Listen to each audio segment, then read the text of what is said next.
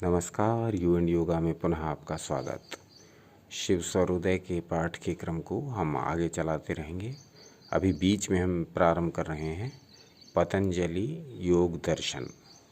पतंजलि योग दर्शन योग का एक अत्यंत महत्वपूर्ण ग्रंथ है और इस ग्रंथ को हम पूरा पढ़ेंगे। अभी हम शिव सर्वोदय को पढ़ रहे हैं, इसके साथ साथ पतंजलि योग सूत्र को भी पढ़ते जाएंगे। शिव सर्वोदय का वीडियो भी आपको शीघ्र ही मिलेगा, अगले अंक का वीडियो। अब हम पतंजलि योग सूत्र को प्रारंभ करते हैं। तो पतंजलि योग दर्शन में जो सूत्र हैं उनमें एक एक सूत्र में बहुत बहुत गंभीर बातें, बहुत बहुत व्यवहारिक बातें, बहुत बहुत प्रैक्टिकल बातें एक एक सूत्र में पिरोई हुई हैं। और एक एक सूत्र को समझते हुए यदि हम उसको अपने जीवन में व्यवहार में लाएंगे तो निश्चित ही हमारा जीवन योगमय हो जाएगा, सुखमय हो जाएगा और आनंदमय हो जाएगा। तो पतंजलि योग दर्शन को पढ़ने का, पतंजलि योग सूत्रों को समझने का, पतंजलि योग दर्शन को अपने जीवन में उतारने का सबसे बड़ा फल तो ये होगा कि हमको अपना जीवन आनंदमय लगेगा, हमको अपने जीवन जीने का पूरा लाभ प्राप्त होगा, मनुष्य जन्म लेना सार्थक होगा। योग की शरण में जाकर ये जीवन अत्यधिक सुखमय लगने लगेगा और ये सारी बातें आपको स्वयं ही अनुभव होंगी, क्योंकि योग कहने का विषय नहीं, योग समझने का विषय नहीं, योग अनुभव करने का विषय है, योग व्यवहार का विषय है। इसको प्रैक्टिकल फिलॉसफी कहा गया है। यह व्यवहारिक दर्शन शास्त्र है।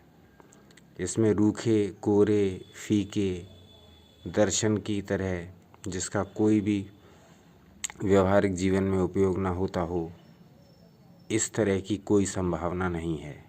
पूरा का पूरा योग अपने आप में प्रैक्टिकल है।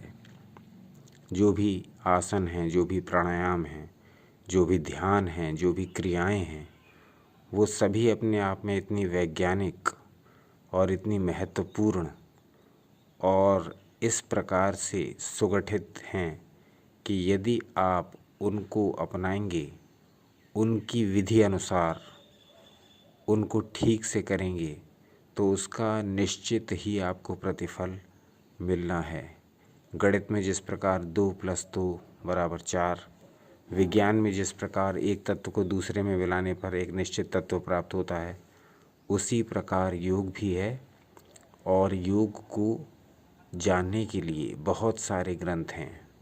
उन्हीं में से एक ही ग्रंथ है पतंजलि योग दर्शन, जिसका पाठ हम आज से प्रारंभ कर देंगे और फिर इसको निरंतर जारी रखेंगे शिव सर्वोदय की तरह ही। शिव सर्वोदय का वीडियो भी आपको कुछ ही घंटों में मिल जाएगा। तो वो शिव सर्वोदय का ग्रंथ और यह पतंजलि योग दर्शन का ग्रंथ, दोनों के पाठ साथ साथ चलेंगे। इसी बीच में हम एक और ग्रंथ भी ले लेंगे और इस प्रकार से ये ज्ञान यात्रा, योग ज्ञान यात्रा निरंतर जारी रहेगी। आपका जो सहयोग मिल रहा है उसको लगातार देते रहें, क्योंकि आपके सहयोग से ही ये चैनल ग्रोथ कर रहा है। और यह देखकर बड़ी प्रसन्नता हो रही है कि बिना लाइक, शेयर और सब्सक्रिप्शन की रिक्वेस्ट के आप स्वयं से ही ये सब करते जा रहे हैं।